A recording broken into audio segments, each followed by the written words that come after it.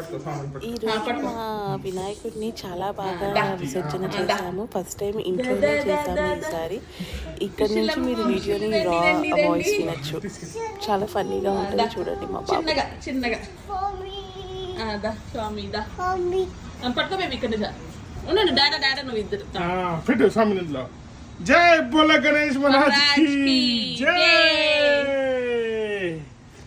అది